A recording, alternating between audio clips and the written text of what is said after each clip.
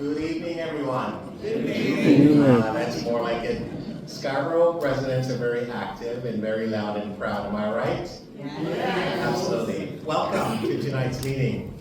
My name is Michael Thompson, and I'm the City Councillor here in Scarborough Centre, Ward 21. I want to, again, just thank you very much for being here. It's a beautiful sunny day. Oh no, that's my dream. Sorry, I have to dream a little bit more so that we can get a little bit warmer. I'd like to begin tonight's meeting with the land acknowledgement. And so again, I want to welcome you to tonight's special safety town hall meeting. And we'll be introducing you to our esteemed guest and his leaders of fine police officers very shortly. The City of Toronto acknowledges that we are on the traditional territory of many nations, including the Mississaugas of the Credit, the Anishinaabe, the Chippewa, and the Haudenosaunee, and the Winnet's people. And it is now home to many diverse First Nations, Inuit, and Métis peoples. The city also acknowledges that Toronto is covered by Treaty 13, signed with the Mississaugas of the Credit, and the Williams Treaty, signed with multiple Mississaugas and Chippewa bands.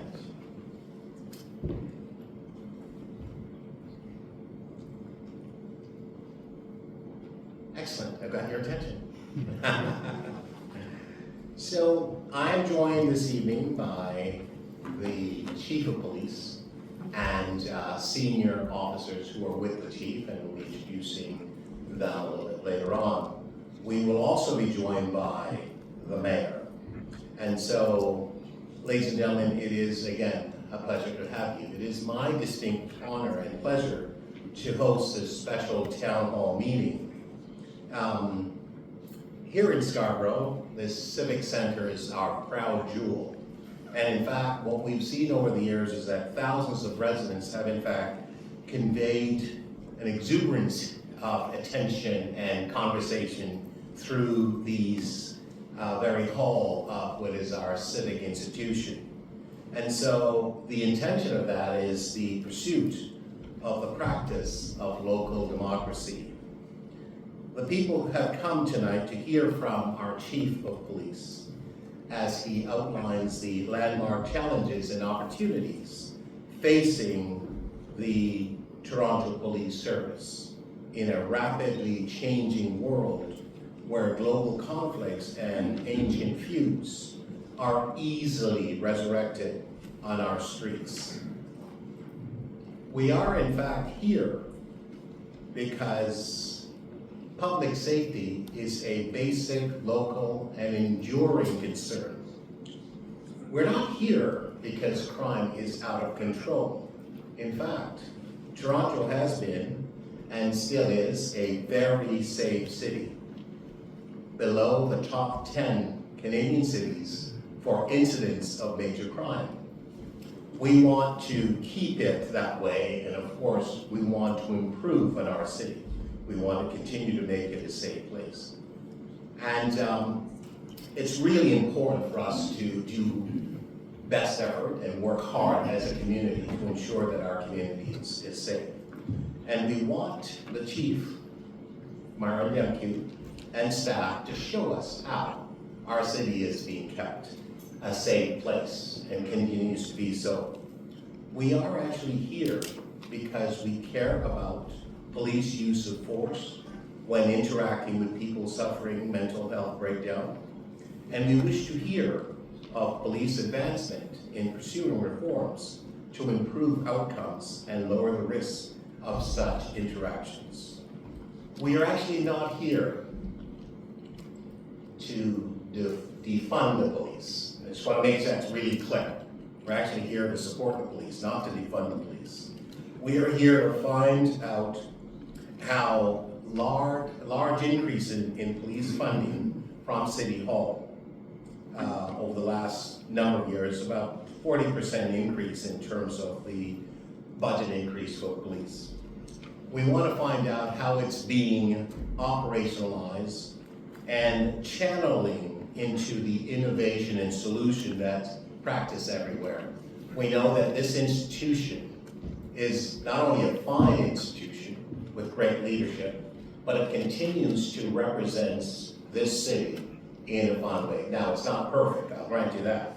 And I think that we all understand it. None of us are, in fact, perfect. And so, we are here because we value our confidence in police, and we want to hear how our chief will move the residents of Toronto to a point where police integrity is not a goal, but an unshakable achievement. And so, let's begin tonight. Let's ask questions, and you will, of course, receive answers in a respectful and cooperative ways that allows us to have a frank conversation and discussion. I'm just going to do a bit of run through to give you an overview in terms of how the night's going to go. I am expecting the mayor shortly. See, the mayor has arrived stealthily, quietly, and of course, with such a zeal. Ladies and gentlemen, please give a round of applause to our mayor. And because I don't have eyes in the back of my head, I'll have to work on that one. It is now my opportunity to ask the mayor to come forward and to provide some general remarks. Mayor Olivia Chow.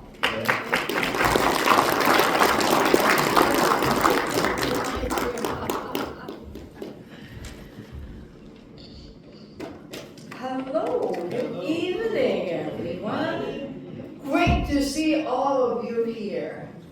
You're here because you love your city. You believe when we come together, we can create an even safer city. Now, you're going to hear some statistics. The crime rate has gone down, right? Lowest, fewest murder in 50 years. Carjacking, robbery, homicide, all down. But those are just numbers. What does that mean? The key thing is you feeling safe. You working with other people to make others feel safe. The other part is, how do we motivate our young people to help create that sense of safety? Let me tell you about a few things that City Hall have done since I became your mayor. We said, some of these officers are starting to have gray hair or losing their hair. We won't pick on people like that. And none of us are getting any younger. We need younger, new officers. And you can't just hire an officer 1 year and then not hire officers the next year, then hire more, because up and down, and you can't really plan.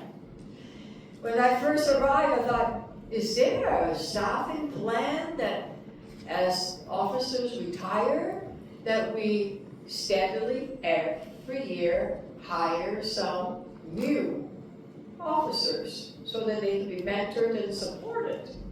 That's a planned approach. Yeah, you agree with that? There wasn't any plan. I thought, okay, well, that doesn't work. So we came up with a 5-year staffing plan. And then every year they will hire 360 officers. Yeah, 5 years in a row. We started last year. We continued this year. So far, we have hired 720 new officers. That works because that means you get more officers on the street, you get more community liaison officers, you can connect with them. The other thing is that young, dynamic newcomers get mentored by others, and together it's much easier for our unit commanders to plan and deploy because it's stable, right? So that's good. But then some of you said, Mayor Chow, not everyone calling for help needs police. Sometimes they have a mental health crisis. They get in trouble because they are not, there's something happening to them.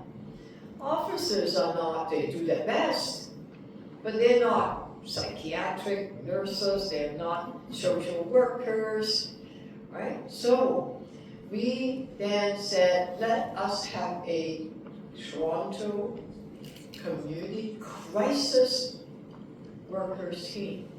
We hired quite a few hundred of them. It's 24/7. So if you know of anyone that have a bit of a crisis going out, mental health crisis, not dangerous to others, but having a crisis, call 211. They will come out to help and keep them safe and help them out more in the long run. And then the third element that's important, young people having a purpose, finding themselves, means that they don't have to do things that they should be doing, right? But teenagers sometimes are rebellious, after school they might be bored.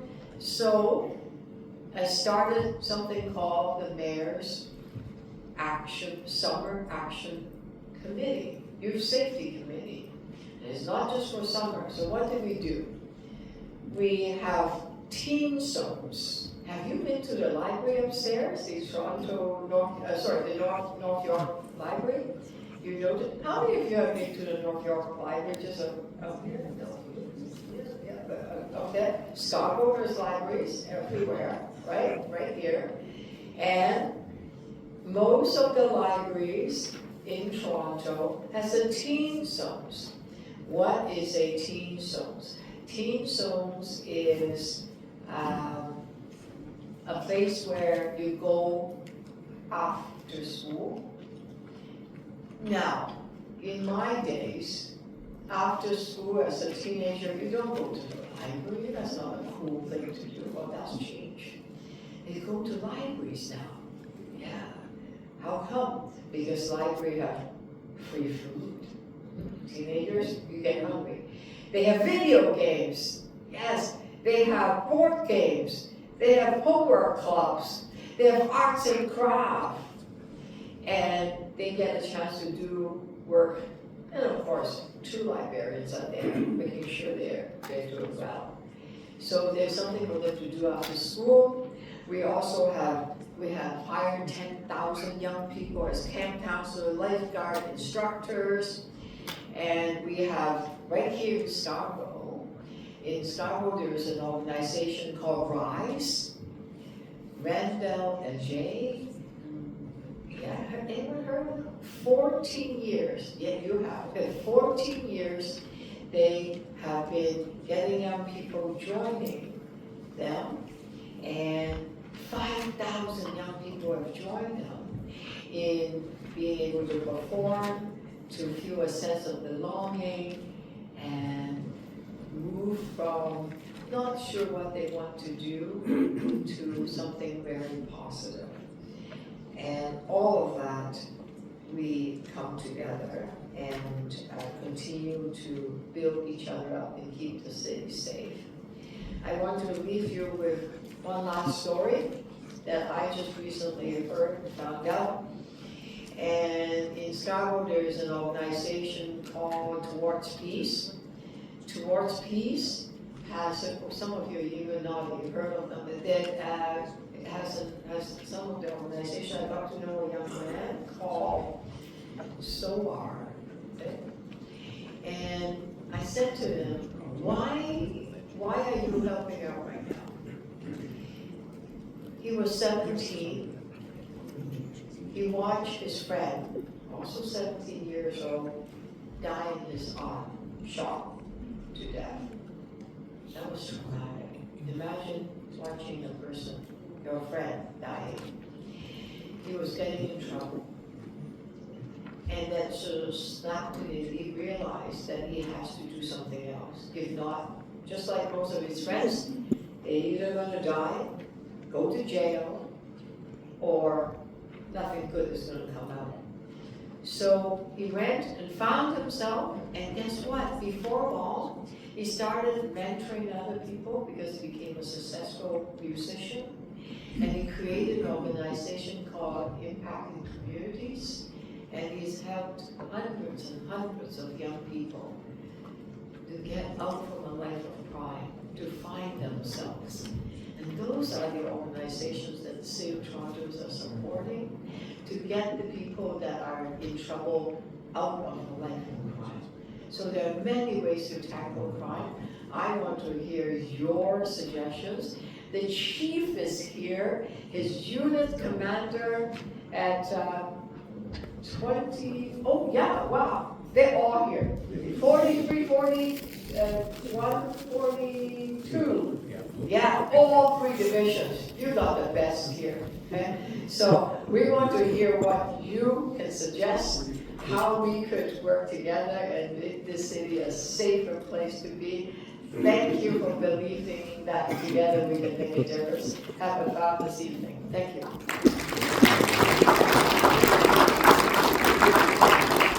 Thank you very much, Mayor Chow, and it's really important to understand that the strong leadership of the mayor, obviously you've seen a little bit of this, and it's indicative of what we're doing here at the city, and I'm just so impressed with her leadership and so on.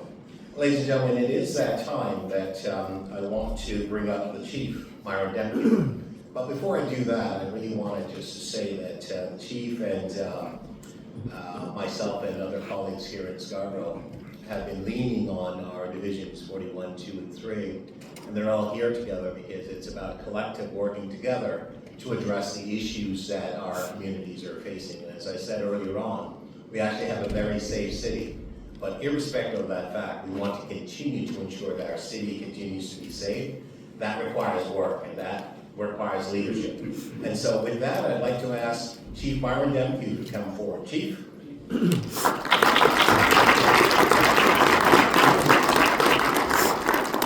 Thank you, Councillor, for the introduction. Thank you for bringing us together on such a meaningful and important topic. Mayor, one of the busiest people I know. I can tell you, I've worked with the mayor on many things, and the mayor is always in motion. So, Mayor, thank you for taking the time to come out here with us and join us on what we know is important to residents in Scarborough. As you heard, I'm joined by the leadership of 41, 42, and 43 Division, Superintendent Warren Wilson and his team, Superintendent Papazuski and her team, and of course Superintendent Krawchuk and his team. And you'll see a number of members here in the audience that represent some of the managers and on-the-ground leaders, the police officers who do some incredible work in our community, solving problems together with residents.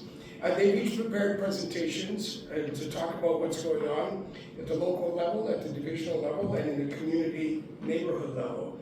But before we get there, I do want to talk about what's going on across the service in the city at the moment.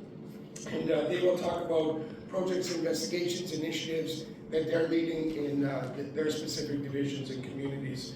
You'll also hear from our analytics and innovation team right after me. And they will talk about some of the community safety indicators, some of the data points we look at to see are we succeeding, what we need to be doing differently to make sure we're responsive to what's happening here in Scarborough and beyond, particularly as it relates to some of the crime issues that we know impact residents from time to time. You did hear a little bit from the mayor about the data on safety, and I do want to reiterate some of that with more specificity. For example, last year in 2025, homicides were down 47%.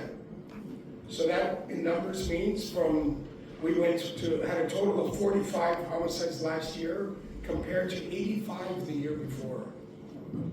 Very significant drop in homicides, and each one of those homicides represents a family, a community that was not impacted by tragedy last year, and those numbers continue to go down this year.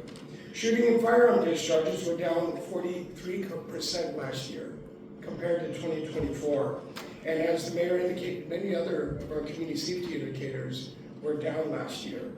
And our teams will do a deeper dive into the details, but many of these crime indicators have continued to decline this year even further. So we are right now very early stages in my view in the year. You're always very careful when you talk about these kinds of things because you never know how the year goes, but it is April. It is mid-April, and we're very, very excited about the ongoing decline in some of the major crime indicators that we have seen now for year over year. And you know, the other part when we talk about data, I think it's important to recognize that what the mayor alluded to, the numbers tell one story, but increasing the sense of safety and making sure people feel safe is a very different story. And it's important to recognize when we talk about gun violence and homicides and violence in general, any occurrence is one too many. One shooting is one too many. One murder is one too many. So we got to keep that in mind while we are very much looking forward to continued efforts to reduce these numbers. Any amount of this is something that we should be striving to eliminate completely. And that's why we will remain laser focused on our work around disrupting gun supply, gun violence, and gang activity in our city any way we can.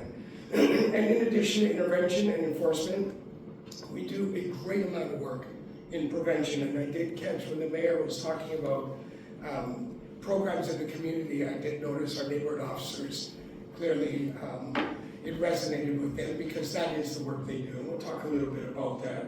We're working very closely with community partners on many, many initiatives. For example, last summer, we collaborated with the mayor and the city of Toronto on the summer safety plan, which was designed to support violence prevention. As part of the plan, our neighborhood community officers organized activities that engaged young people to learn new skills and build confidence. We all have, there's neighborhood officers in every one of our divisions. It is a program we very much know adds value, and we would like to see it continue to grow to the extent we operationally can. And that is something we're continually focused on. And the NCOs that are here do this work so incredibly admirably each and every day. So I do want to take a moment and just thank them and recognize them for their incredible work every day. Give them a round of applause.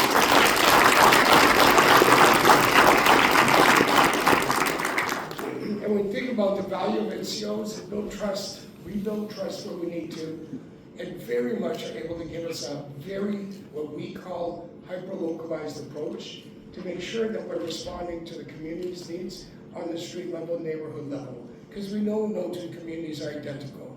We know the needs and expectations of communities change across our city, and it's important for us, as big as we are across the city, to make sure that we never lose touch with providing local services and make sure we do everything to get to a local perspective so we can deliver at that level. We know that the police presence in the city matters, whether it's our NCOs. You're hearing a lot of talk about Toronto Transit Commission and the police. And of course, let us not forget we are preparing for FIFA. We're preparing to host the world here in our city. And we do have a lot of specialized work happening around the city that really projects our uniform presence. And we do that because we know it makes a difference. And that is why what the mayor referenced is so important in regards to our multi-year hiring plan. And I'm very, very grateful for the support of the Police Service Board and you, Mayor, and all the City Council for supporting our multi-year hiring plan, as the mayor said, to give us an element of understanding of where we are year to year, so we can plan and forecast where we deploy people to make sure we're meeting expectations and addressing trends and issues in the community in the most robust way we possibly can. And it is very much essential for us in doing this work to come together the way we are here and hear community perspectives and have conversations so that we can adapt our approach to be very local focused. So let me end, because I can talk all evening, frankly. I've never got a microphone I don't like, especially when I'm with the community. So I will just close off by saying thank you again to Councillor Thompson for organizing us coming together here this way. Mayor, of course, for joining us, and to the police team, thank you, and most importantly to you, the residents of Scarborough. Thank you for being here, being part of the conversation, and helping us understand how we can best serve you each and every day to meet your needs and expectations in the best way we can. And I'll now turn it over to the Analytics and Innovation team, Nicholas Rajak, who will lead us through some data. Thank you.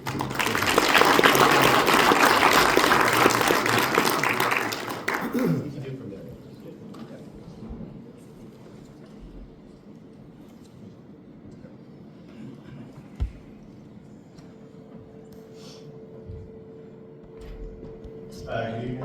Good evening, Mayor, Councillor, Chief, and members of the community. So my name is Nicholas Rajak, acting senior analyst with Analytics Innovation in the Toronto Police Service. With me today, I do have a dedicated team of crime analysts who also help serve Scarborough. I'll be kind of guiding the conversation for an overall view of the community safety indicators in Fort District before the superintendents kind of take us through a more in-depth strategies within each division. To start, so I'll be going over a lot of data, so I'm just going to kind of clarify some of the data caveats. All figures are year-to-date, representing January 1st to March 31st. For these 3 month figures, it's important to note that this data is largely impacted by seasonality and subject to change year. The data is report-based, so it reflects when an incident was reported, not when it happened. You'll hear me refer to CSIs, that's the Community Safety Indicators, defined in the Public Safety Data Portal. CSIs give us a consistent set of indicators to monitor safety trends across the service. They support divisional planning and help us identify where proactive initiatives are needed. This data is also found within the Public Safety Data Portal at data.tbs.ca.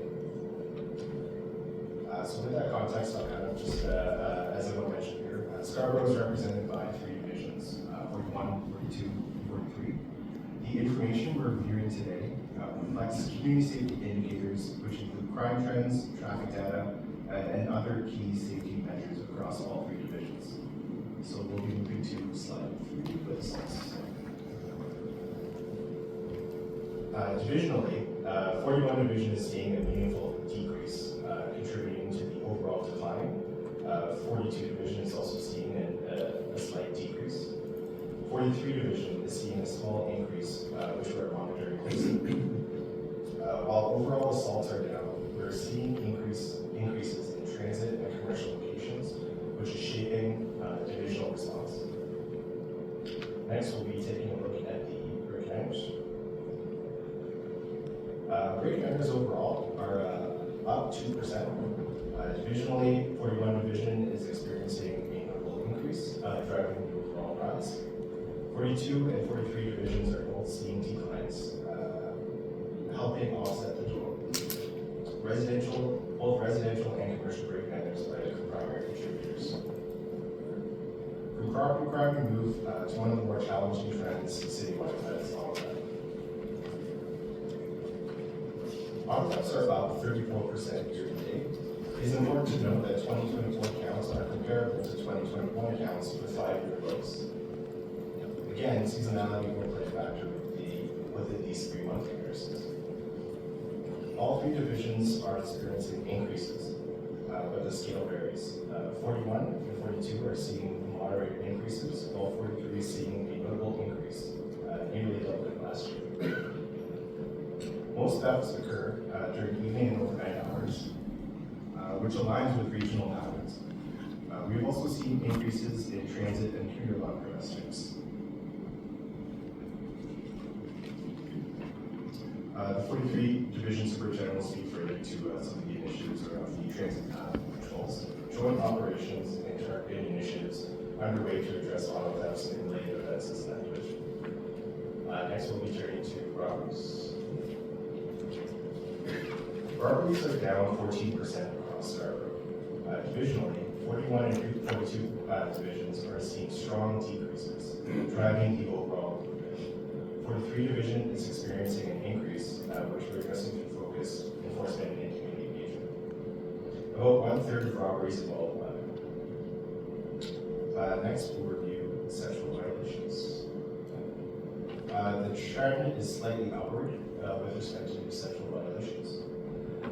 They're up 6% year to date. Divisionally, 41 division is seeing a decrease. 42 division is seeing a notable increase from the premise types, apartments to the house, and we're seeing perpetrators that are known to each other. 43 division remains relatively stable. We'll now move over to the theft overs. Theft over occurrences are up 5%. 41 division is seeing a decrease, 42 division is seeing a decrease, and 43 division is relatively Next, we'll be looking at shootings, firearms, firearm discharges, homicides. We're seeing notable reductions. First, shooting and firearm discharges. We're seeing a 59% decrease year to date, a substantial improvement. Divisionally, 41 and 42 divisions are seeing dramatic reductions. 43 division remains unchanged, holding steady at last year's levels. Over to the homicides. There has been one reported homicide year to date occurring in 43 division. Finally, we'll take a look at the traffic collisions fatalities, which affects thousands of residents. Motor vehicle collisions are up 17% across Scarborough. All three divisions are seeing increases, with 41 division having the most notable increase. For traffic fatalities, we have one traffic fatality year to date, down from 2 last year at this time. Before closing the annual piece, I just want to mention the clearance rates. In 2025, Ward 21, which is Scarborough Center, saw a 16% clearance rate of violent crimes, which is higher than the service-wide average of 55%. Historically, as investigations continue, we expect those numbers to increase as well. And finally, this is just to highlight the public safety data report. So the crime map, the first one on the left, visualizes crime by category and neighborhood. We also have the fatal collisions in the middle. And lastly, we have final NCO map. All of these are available on data.cps.ca. And these tools help support transparency, community engagement, and evidence-based decision. So before I hand it over to the superintendent, that concludes the analytical portion of the presentation. Thank you.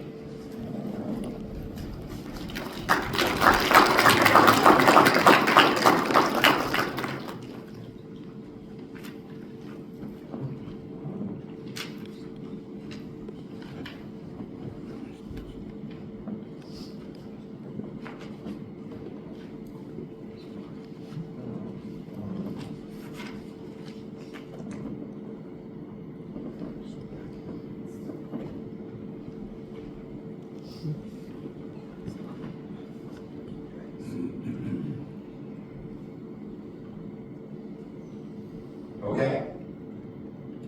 Thank you, and thank you, Councillor, and thank you, Chief, and Mayor, and thank you, everybody who's taken the time to come out tonight. And I'm Warren Wilson. I'm the unit commander at 41 Division, and that's our building. That's not actually it. That's a computer-enhanced drawing of what it's going to look like. But yeah, it is really getting close. But I'll talk about that in a minute. First, I'm born and raised in Scarborough. 30 years I lived in 41 Division.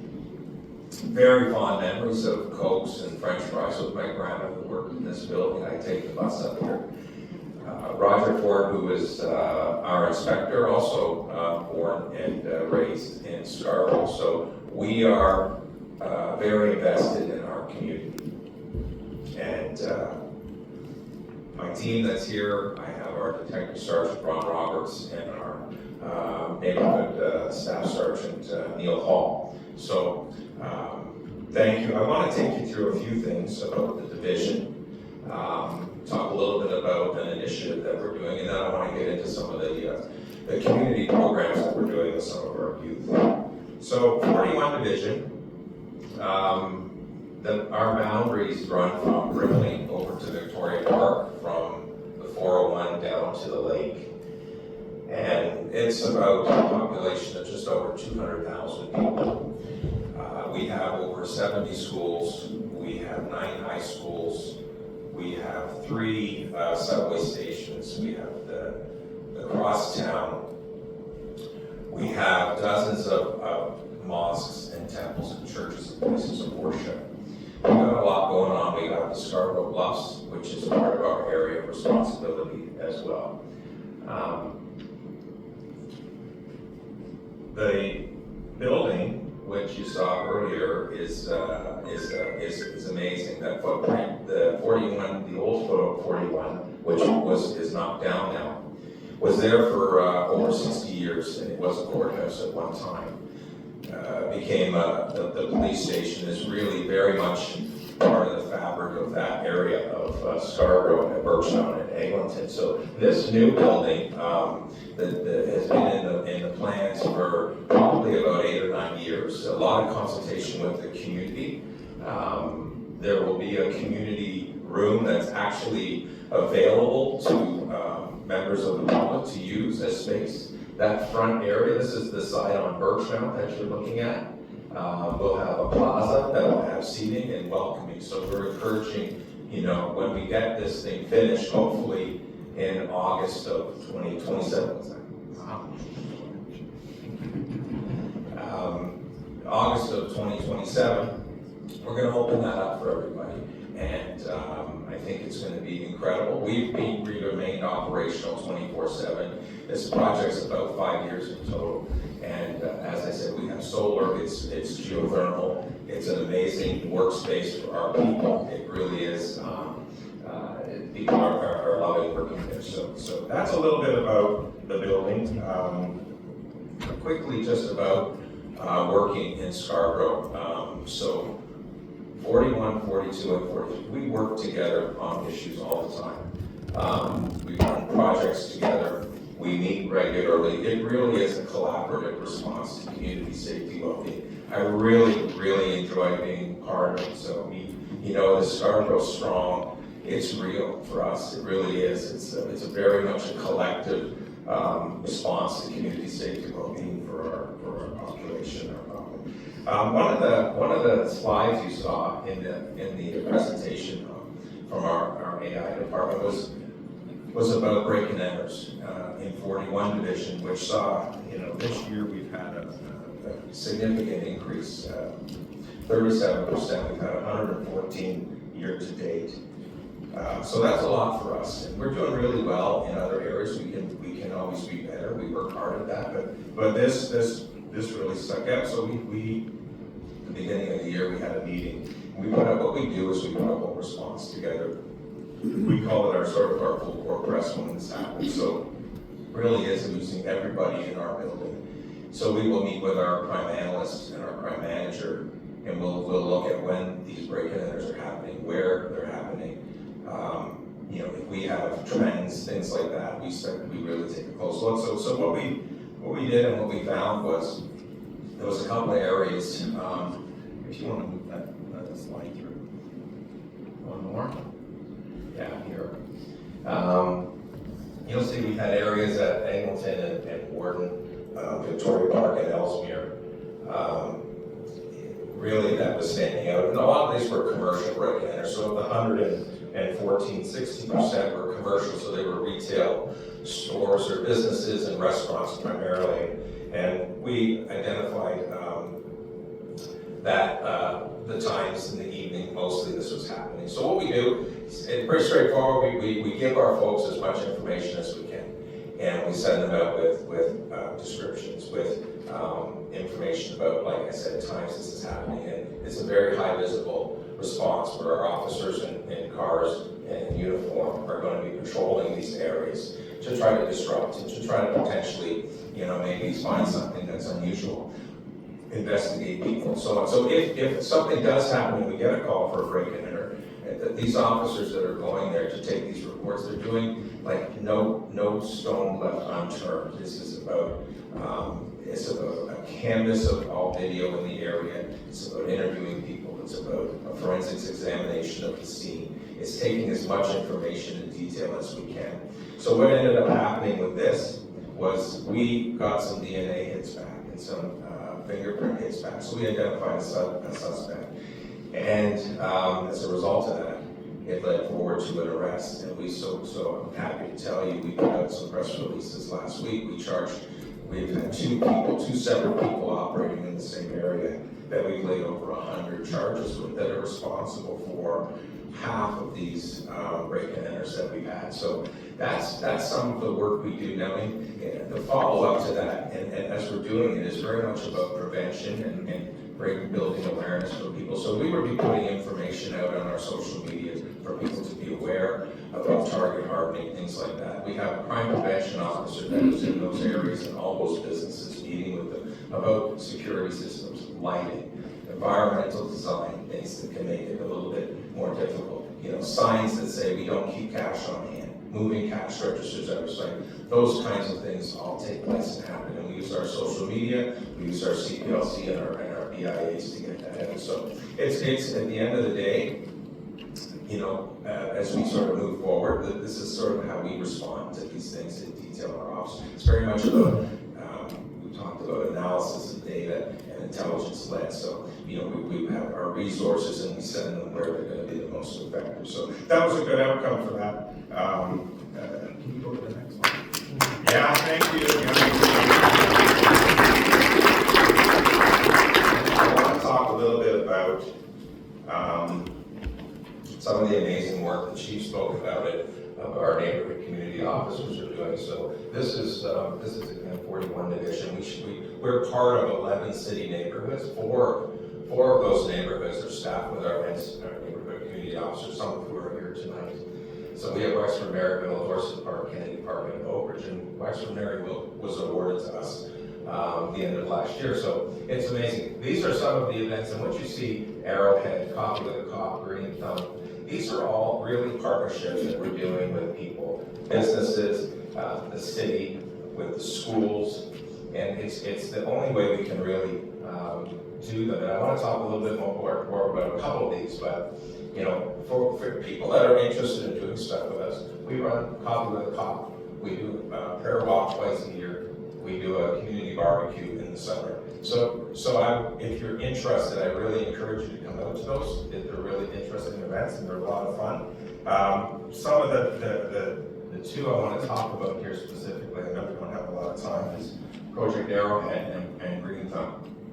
So Project Arrowhead is something we started 4 years ago, and again, we couldn't do this without the partnership we have with Arrow Workforce, which is a business really across from the stations. It's an amazing facility that has a boxing ring and basketball courts and a whole weight gym facility, and it has a room for us to do presentations with these kids. So it's amazing. We run for 10 weeks. We're about halfway through it this year. It's about 50 kids this year from high schools. And these kids come on Sunday for 3 hours and they get, professional coaching.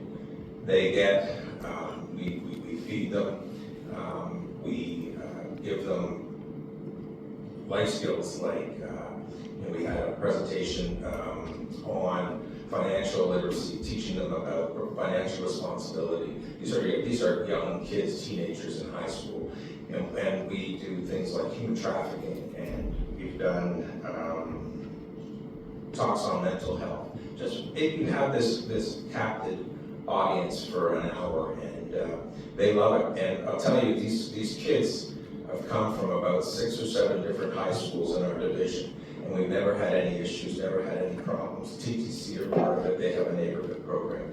It's really amazing. It really is excellent. And every year, this is our 4th year, we get these kids that are coming back, and they want to be mentors and they want to volunteer. So it's terrific success. And Mike Sharp, who's a sergeant in our NCO, really is the one. And I see Stacy Rodriguez here, who's one of our volunteers. We couldn't do it, and we really couldn't do it without this facility. So partnering and working together is really how we get it done. The other one I wanted to talk about is one we started last year, called Project Green Thumb.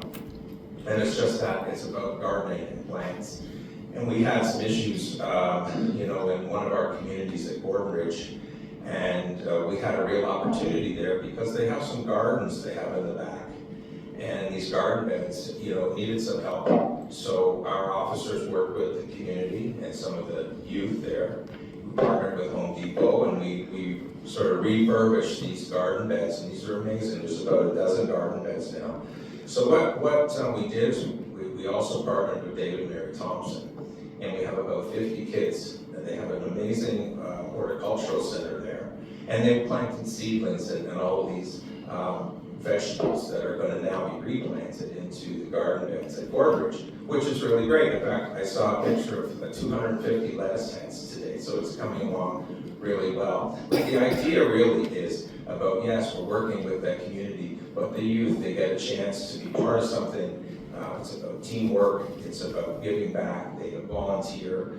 This is going to likely lead to more work with food banks, which we do a lot of work with in the division. And hopefully it comes to like a food market. So it's the whole circle of what is, the food that we eat. They really, I think, learn what's involved with that and the cost and then giving back. So our neighborhood officers are in there. So we're working in that community. We're leveraging these relationships that our neighborhood officers have developed in Gorebridge, which is an area typically historically we've had some trust issues. So these are the kinds of things and programs that we're really focusing on as our neighborhood officers who are really leading the way for us. But it's really only possible with partnerships.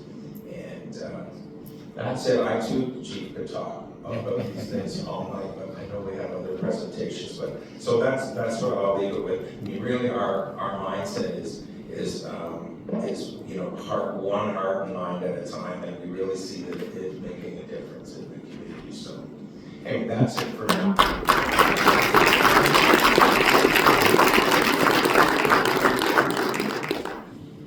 Thank you, Myron. That will be a hard act to follow. So, good evening, everyone. My name is Leanne Kopsowski, and I'm the Superintendent and Unit Commander of 42 Division.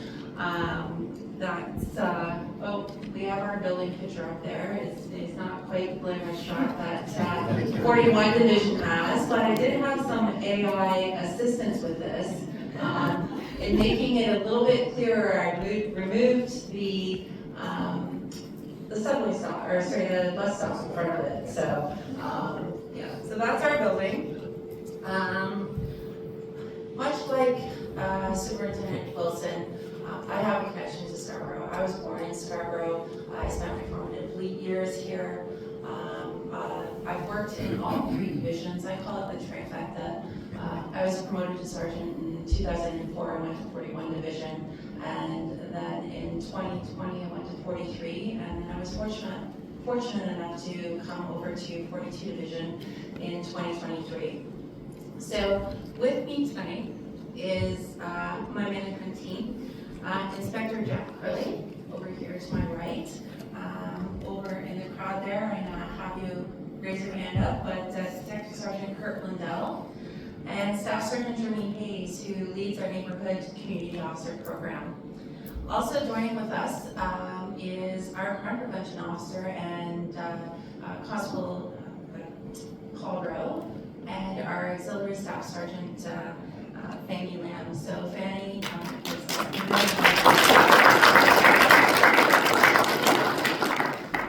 Thank you to Councillor Thompson for hosting this tonight and bringing us all together. Thank you to the Chief for your leadership and support all the way through our careers and to each of our divisions here in Scarborough. And lastly, thank you to the Mayor. Much like what the Chief said today, I know that you were super busy, and we've done over 4 town halls in the past year together, and countless events. So North Scarborough and Scarborough as a whole is close to her, and we truly appreciate the work that you've done in supporting our communities. And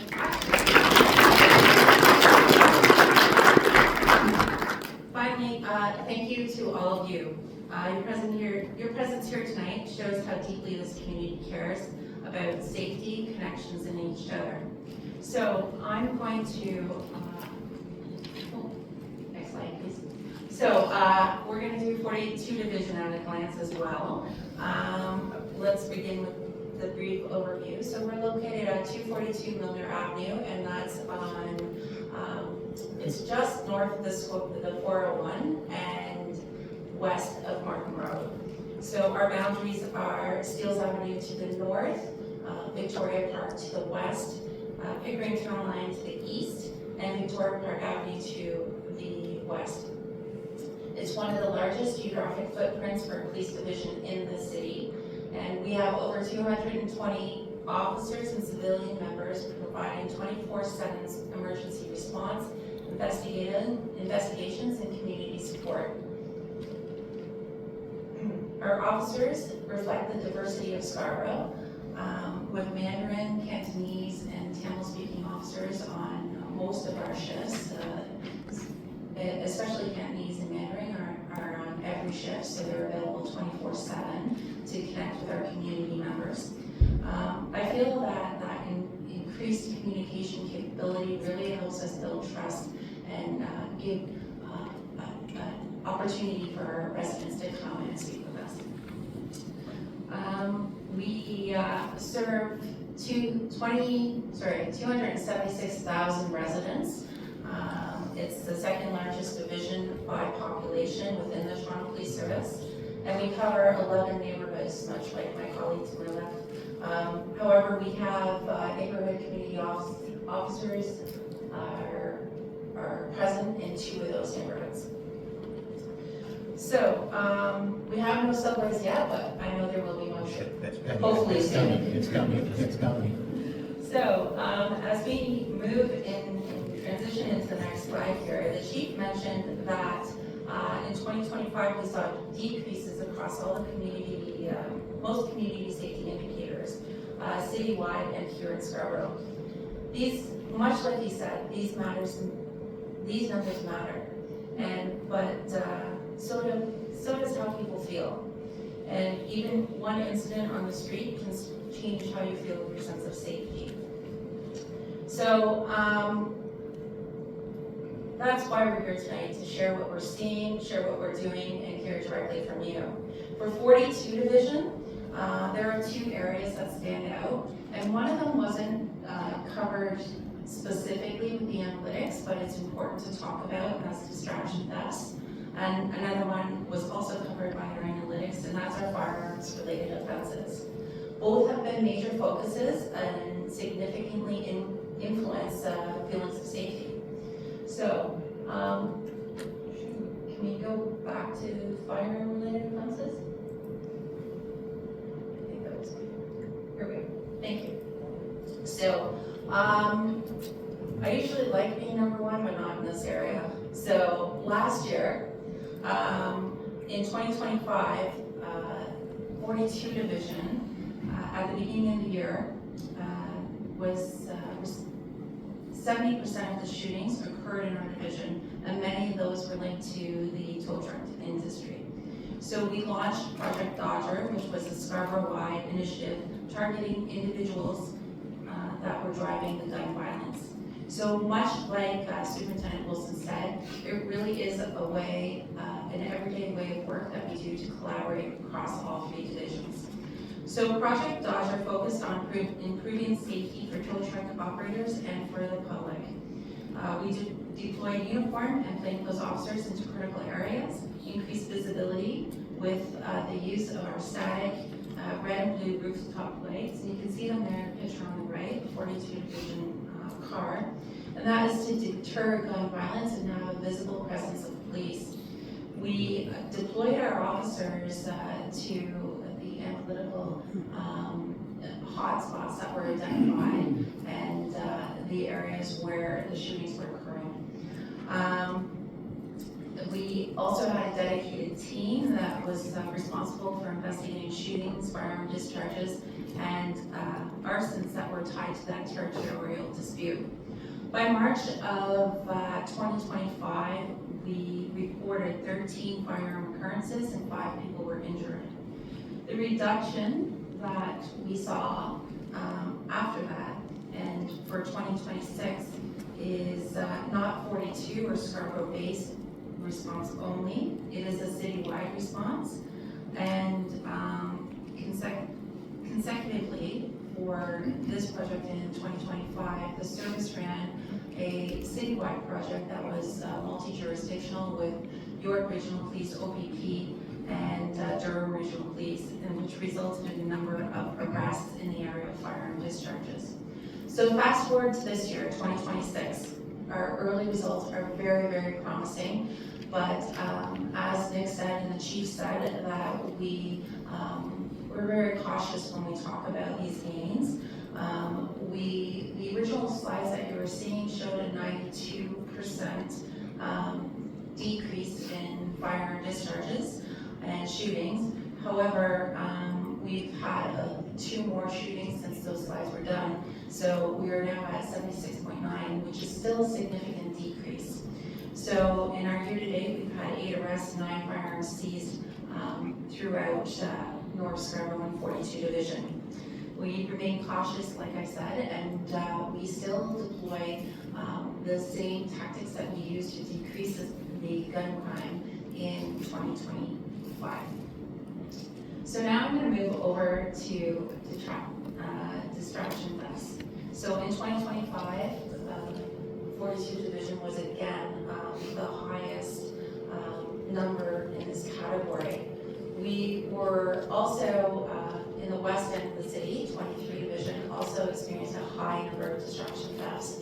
So we collaborated and we launched a city-wide response to distraction thefts that we called Project Gold Rush.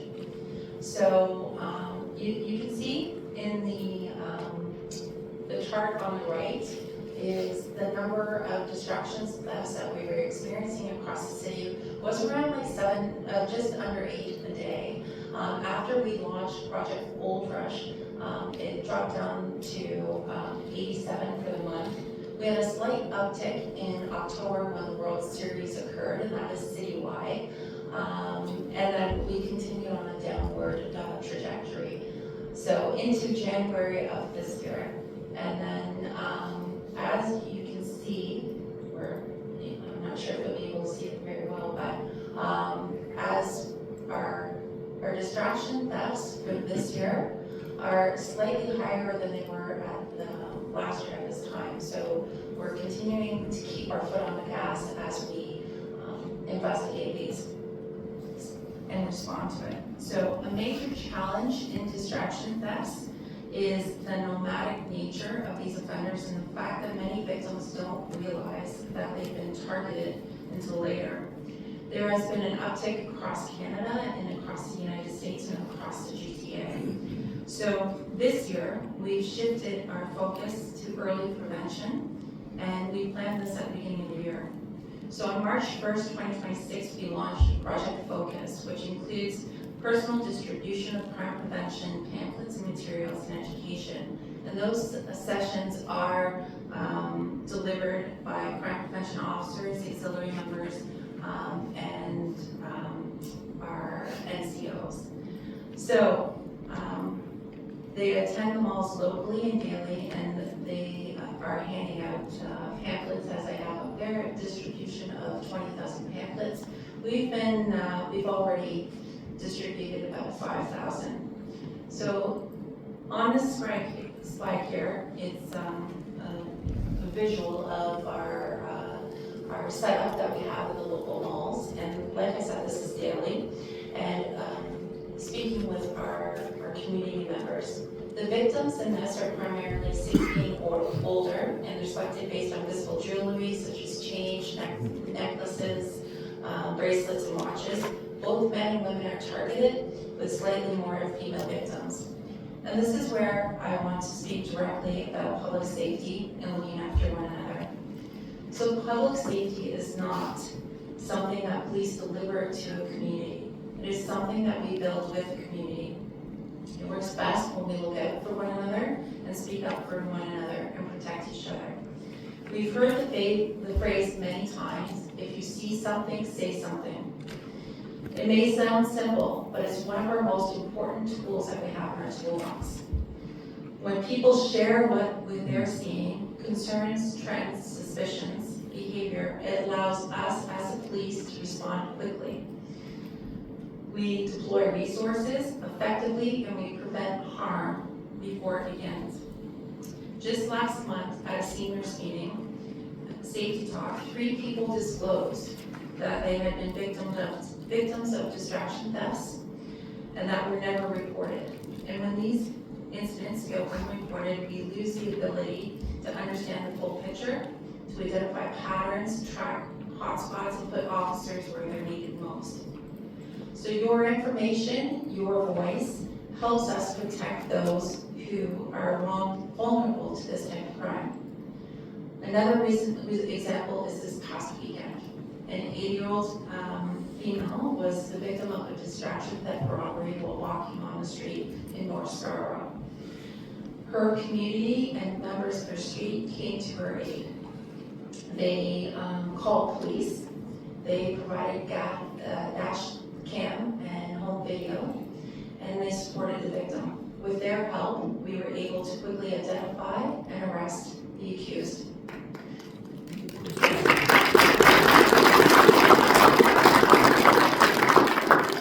To me, this is what shared safety looks like. Thank you to the community partners. It's important to be aware of distraction thefts, looking at the trends. We are higher, like I said, we are higher than we were last year. And looking forward into 2026 with the World Cup coming, lots of crowds, lots of opportunity. I urge people to keep their surroundings, their belongings, and safe and close to yourself, and report suspicious behavior. If somebody is an arm's length away, they're way too close and they come in too close to you. Most of the distraction thefts in 42 Division have been in areas of retail establishments and the parking lots, but many of them have also been on the street while people were mowing their lawns, and people have come up to them. They use a ruse to say things like, "You look like my mother, can we pray? She recently died, can we pray?" And they get too close. So it is important for you to keep your arm's distance and say, "Thank you, please don't come that close to me." So moving forward, and I know I'm going long here, I think all of us love to talk to on the microphone, but I'd be remiss if I didn't talk about our neighborhood community officer program and the great partnerships that we have in 42 Division. So I want to talk about a couple of the programs. So first on my left of the screen with the TTC bus and the children. This is a program that is run by the Children's Breakfast Club. So it's supported by them, and they do far more than provide breakfast. That alone is extremely essential. Their partnership supports educational and life skills programming for youth and for children. So this photo shows kids and youth from Myron participating in a bike building and bike safety program. The program ends with the youth riding the bikes at the Indy track downtown at Exhibition Place. And they are given the new skill and a means of transportation because they're gifted those bikes and helmets after the event. So they learn about road safety, they learn about putting the bikes together with our partners. Canadian Tire has been a fabulous partner in this, and they take the bikes. The Children's Breakfast Club also brings our students to Ottawa for Black History Month. I don't know if Stacey's been involved in that. They provide us with food hampers for our community members, and they provide us toys for our kids. So this is where I'm going to plug the Smile Cookie campaign for next week.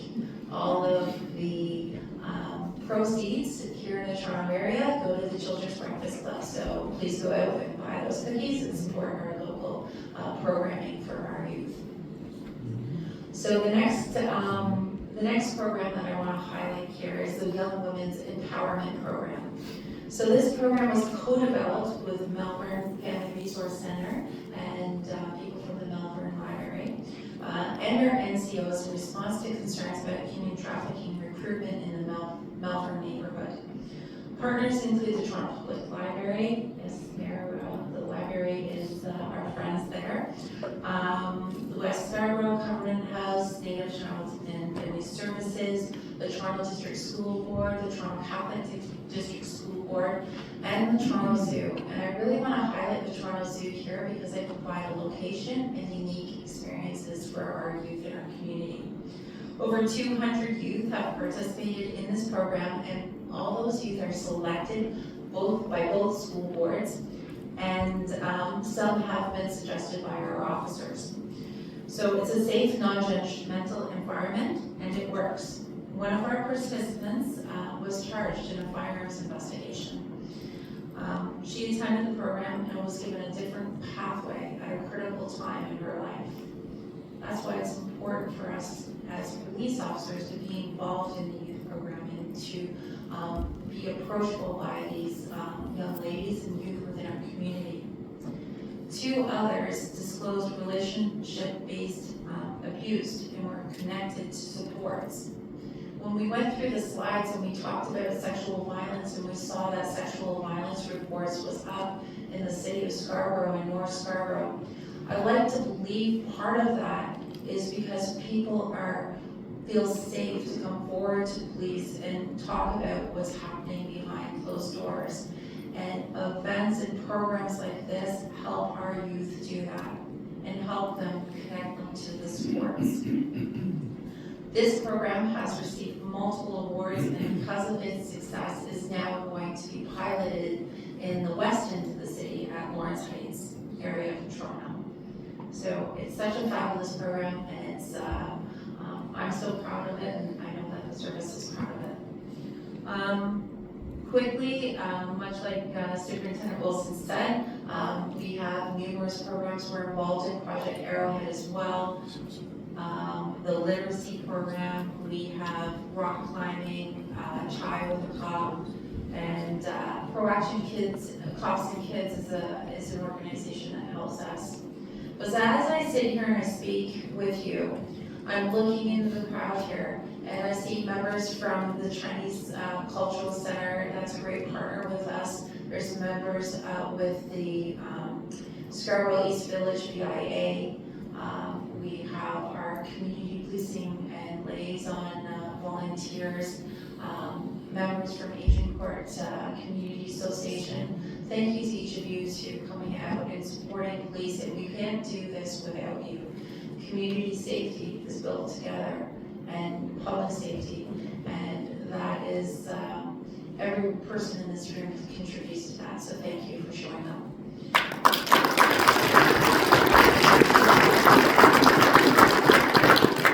So, I've probably gone past my time there, so thank you for the opportunity. Thank you to the Councillor, the Mayor, the Chief, and my colleagues, and I'm going to put it over to Superintendent Project.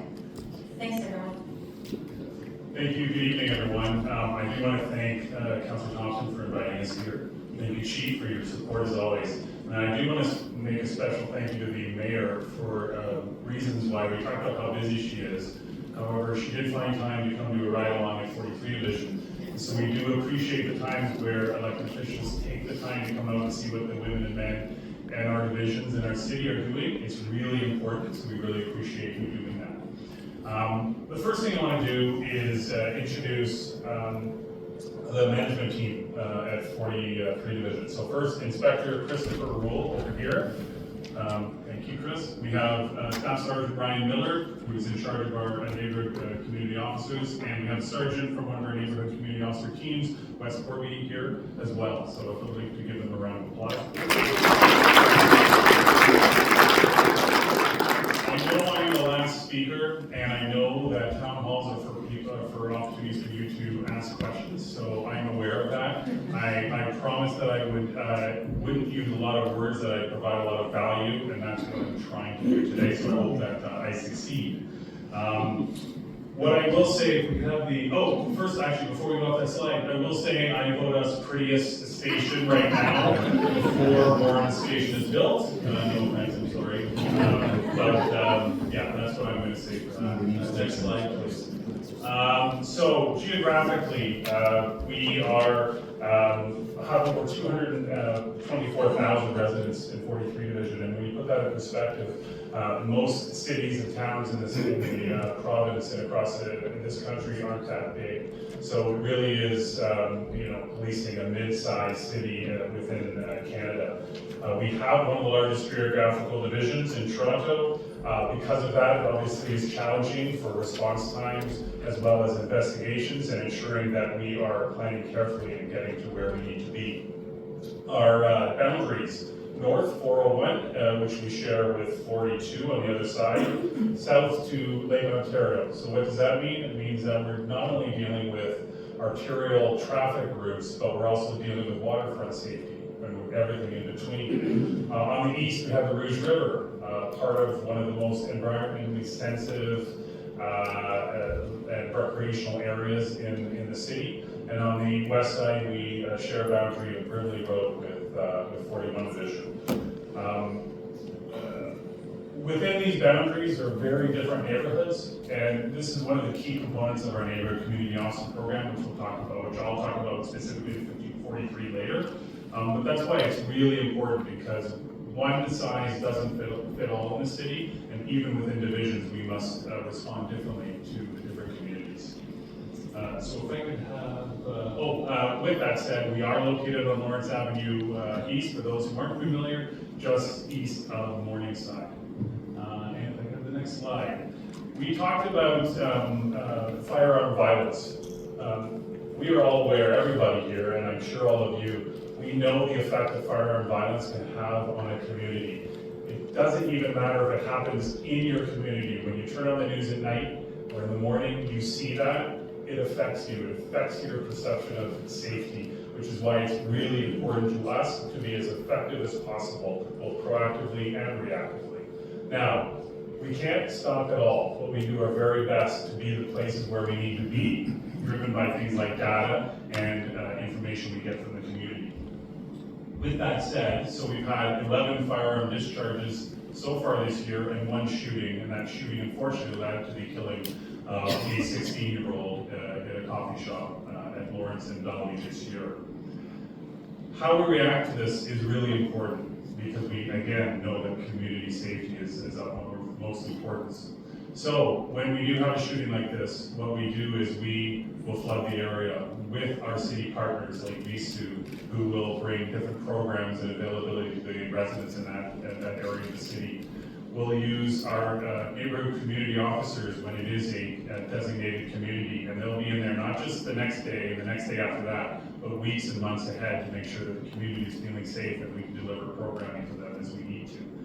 But also importantly, we need to be there in a uniform capacity to provide that, so you can see that uniform car driving down your street and being in the area when you've suffered violence. And we try to be there as much as possible.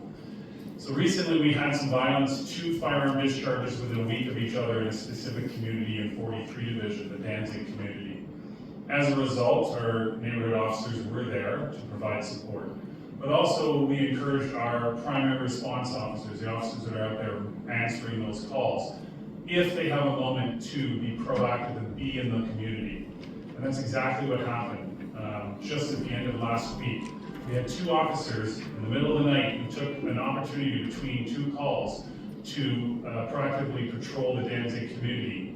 They came upon a car in a school parking lot. Obviously the parking lot was empty except for this one car. And as they approached, the car turned off its lights. Now I will say that none of you are police officers, and most of you in the crowd are. That we call a clue, and I think you guys would pick up on that clue too. But we made sure we went, and those 2 officers, along with support of the rest of 43 officers who were available, investigated these 4 people, and we recovered 3 firearms, 2 loaded, another one unloaded, and 1 replica. And let me tell you, replicas look just like the real thing and are often used in robberies. And 4 people were arrested as a result of that. 2 used and 2 arrested. And like the chief alluded to earlier, that matters because it's hard to quantify what happens when you take guns off the streets, right? We know that guns can be used obviously in multiple shootings and discharges and can strike and kill people, as we've seen. So it's hard to quantify what those results are, but I can tell you it is really important that we get those guns off the street, we get those people before we work. Next slide, please. Automobile theft. If you recall from the slides presented earlier, 43 Division was suffering an increase in automobile theft this year. This didn't go unnoticed. One thing that's important for you to recognize is each division has daily morning meetings where the management teams get together every single day to discuss the crimes that happened the day before and follow up on things that were discussed in the meetings in the days prior. Also, we have divisional-wide meetings weekly to discuss these very things. So we were well aware that these were happening. What we saw was an organized crime group come into the 43 Division area and started targeting the GO station parking lots. Specifically for us, that was Rouge Hill, that was Guildwood, and that was Eglinton GO. We were aware of it. We were spending time there. Our neighborhood community officers were patrolling in uniform. Our primary response were. We also, what I think is extremely important, having spent time in investigative roles, is have an investigative response, a plainclothes response, to keep these people on their toes and not know where the police are going to be at any given moment. Because of that, on March 16th, our plainclothes officers were sitting in the Eglinton GO station lot when two people were dropped off, came in, and were in the middle of stealing a Toyota RAV4 inside the vehicle when our officers came upon them. One was smart and just stayed in the vehicle, put up their hands. The other one tried to run. That was silly, and we were caught pretty quickly. We also followed up and were able to arrest the person that actually dropped them off at the parking lot. Since that time, we have seen a huge drop-off in the amount of automobile theft, but it is at zero, and it's still above last year's. So just today, we struck up a task force, an automobile theft task force, in 43 Division, which will be working very closely with 41 and 42 Division to tackle this very issue. And they will be handling all the occurrences in relation to it and also proactively attempting to make further arrests in relation to automobile theft. I can't tell you if you're interested, it may be a question later, what we are seeing, the most stolen vehicles, Honda CR-Vs, Honda Civics, Toyota RAV4s, and Acura RDXs. Next slide, please. Theft from automobiles. Well, coming out and finding your car gone is very frustrating. Also coming and seeing smashed glass, your window open or your car door open and the valuables missing is equally disruptive and annoying, and we know that. And often this is perpetuated by groups of people that prey on and continue to do this type of crime, and unfortunately when they're arrested, they are brought before the courts but re-released. We began to see a trend towards the end of last year in specific areas. Another thing that that's important to know is that every division has at least one crime analyst who is trained by our intelligence services and who provides us real-time data and very important information and helps run our weekly meetings. So they were pointing out specific areas where these thefts were happening. So again, we worked closely, actually in this case, 41 Division Major Crime Unit assisted our Major Crime Unit in identifying one of the members involved, one of the suspects involved. That led us to two others, and as a result, we made arrests and significantly deterred theft from automobile in specific areas. With that said, when people get out of jail, they continue to these areas, and where they hang their hat is where they tend to do these crimes. But it's something we're actively pursuing and we're very aware of. As a result of this automobile theft and theft from autos, we have had special projects in specific areas.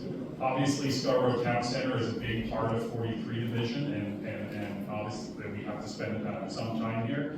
One of those is to have projects here. So when we're leading up to Christmas, we had a special 5-week blitz here where we had officers specifically patrolling Scarborough Town Center. We did the same for March break. When the youth are out, we see it. And when youth have not as much to do when they're in school, we tend to see crime go up in specific areas. So we do put our resources where we need to be. Lastly, our community officer, neighborhood community officers, you've heard a lot about them tonight. I'm just going to mention a couple of programs that I think are just incredible and give you another sense and add to what was told by Warren in the end. We dealt with the Prom Project last month. This was in partnership with the Children's Breakfast Club. It's basically entirely based on donations and community volunteers. And it provides a free shopping experience to Toronto area graduating students to ensure they can attend their graduation. So earlier this month, 250 students walked into a room where they could choose a prom outfit free of charge, with dignity, and without having to explain their situation. Over 600 outfits, shoes, accessories, all donated by the community and powered by volunteers. I would say that is pretty incredible.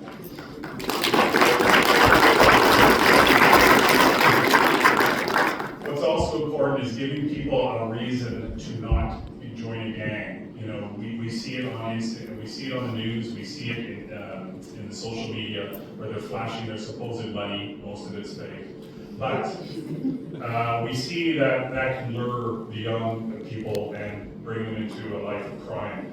So it's really important for us to partner with programs that actually give young people an opportunity to make money and get a job. And I saw this firsthand when I oversaw the Integrated Gun and Gang Task Force and the Gang Prevention Task Force, who would work with similar programs. But our NCOs have developed with the Neighborhood Developing Careers, a program that introduces at-risk youth to the world of trades. And the world of trades is probably one area that won't be replaced by AI, so this is good. NEC provides the youth with the opportunity to learn the different trades, electrical, plumbing, general contracting, etc. It's slated for the summer season, and youth who complete the program will have the opportunity to enter an internship with a company. This NEC is operated by Wilson Anoff, who is a master electrician, and he grew up in Scarborough and wants to mentor youth in the community. So what a great thing to do. And lastly, I want to talk about the Level Up High School Girls Basketball Camp. This is to target girls grades 9 to 12 who want to make it to the next level of basketball, either go university or pro. The NCOs have recently met with a community partner, principal of THOMPSON'S Secondary School, who is retiring at the end of the year. Lucky for us, she happens to have been an elite basketball player at the university level. She played Division I basketball in the United States and made it actually to the Sweet 16 round during her best season. Our NCOs will work and take on the logistics, only requiring the principal to run the camp, showing the girls elite basketball skills and life training. Her training can assist these girls to attempt to make it to the next level of their basketball career. Finally, I want to welcome any of you to our open house and picnic on May 30th, Saturday at 43 Division. Apparently there's going to be a dunk tank for Staff Sergeant Brian Miller, no, many of our community partners will be there. It is a big event, and I would love to see you there. So thank you very much.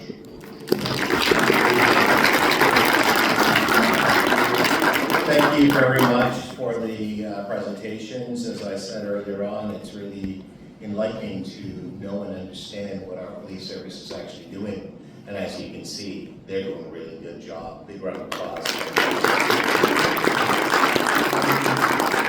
I'm going to get to some questions from you now, but just before I get to the questions, there's a couple of people I want to just to acknowledge because of what they do, and the names have not been mentioned yet.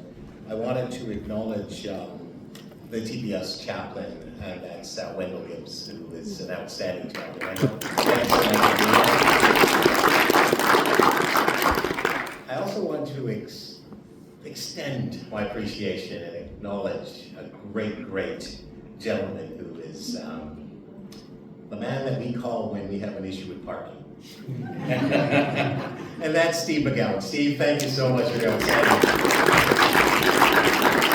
I'm really serious when I say I call him anytime when he's on vacation in the UK and elsewhere. He picks up the phone and he answers, and he has a solution. So I'm forever indebted to you, Steve. Thank you so much. We're going to get to questions, and we have a couple of microphones. I'm going to have my staff And you just have one microphone here, and we'll gain a microphone on your side there. So for anyone who wants to, Mikhail, you're coming down, great, thank you, to ask questions, please just go to either of the microphones, either my right or left, they're both there.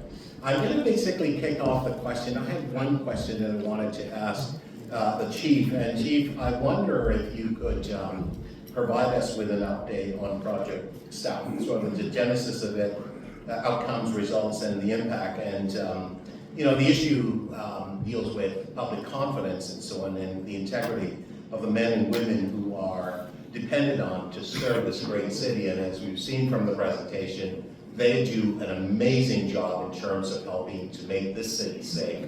I sleep better at night when, in fact, I know that they're working, and I know that you all do as well. So, Chief, I know that perhaps there are some things that you can't say because this matter is in front of the court, but maybe if you can just maybe give us an overview on that, and then we'll get to questions, please. Yes, Councillor, thank you. I think it's an important topic, but before I jump in, there is one other person that David did not get mentioned, and that's a member of our executive group who oversees the eastern side of the City of Toronto Police and Chief Superintendent Kelly Skidder's here with us.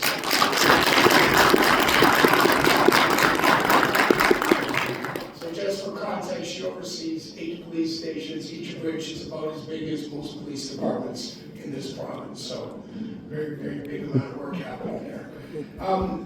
Project South, for those who maybe didn't follow the news as closely as some of us, Project South was the name of an investigation into organized crime operating in York Region in Toronto.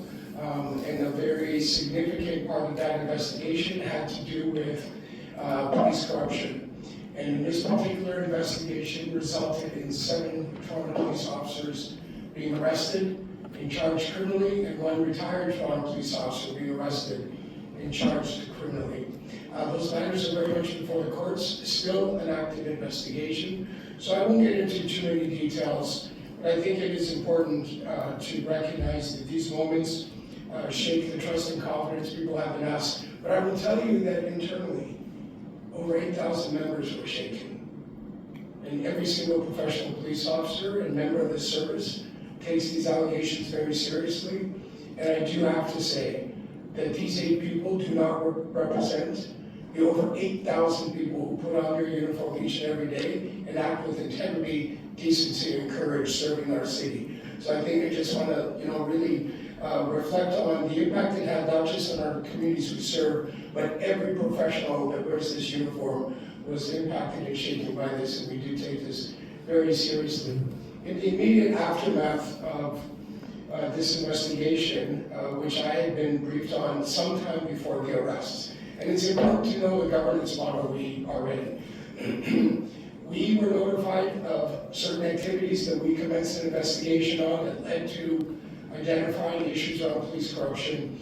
When there are serious allegations of this nature, the Police Act does not allow the Toronto Police to have direct oversight of it. In fact, I have to call someone else from outside the service to lead the investigation. And in this case, it was a partnership with York Region, with York Regional Police leading the investigation. Very importantly, I was concerned to make sure that the investigation had the resources it needed, and that the York Regional Police had the full weight and capabilities of the Toronto Police available to them to make sure that their investigation had all the resources it needed to make sure that they left no stone unturned. And when I spoke to Chief McSween, it's precisely what we agreed on, that no stone would be left unturned, and that's what the investigation led to. In the immediate aftermath of the investigation, I did meet with all the leadership of the Toronto Police Service in person, provided them an overview of what the investigation was about, and we set to work on dealing with what our response needs to be, given the impact on communities and given the impact on us as an organization. Underlying some of these allegations were very serious concerns around the safety and security of data and information being leaked to organized crime. That was the substance of some of the very serious allegations, which, for context, I'd like you to understand, we do over 9 million Civic checks a year as an organization. Each and every day, our members require access to databases to do their work effectively. And in this case, it was the actions of very few on a small number in the context of 9 possibility of checks that was very much an issue. But we needed to tackle, how are we going to ensure that we secure the data and do everything we can to supervise our members. That led to two big projects being stood up. The first one is what is referred to as the Chief's Anti-Corruption Project, which involves us looking at everything from supervision, span of control, to how we move people around, to how they access databases through a stream of activity, and importantly also tackles the issue of substance abuse, drug abuse, and alcohol abuse, which there were elements of in this investigation. And we need to understand we hire from the human race, we hire from society, and our members deal with all sorts of issues throughout their careers, and we have to tackle these difficult issues, and we're going to do that. The other big project is around policing culture and how we, as an organization, create an environment of trust and confidence and integrity, and make sure that we reinforce that day in and day out. These are very large projects that I committed to with the board that will run over the next 2 years. They will involve the associations, members of the service from all ranks, and be a very deep dive into these very important issues that we as an organization have to consider.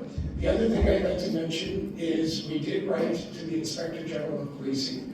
We asked the Inspector General to conduct an independent review of 5 areas of concern that I identified.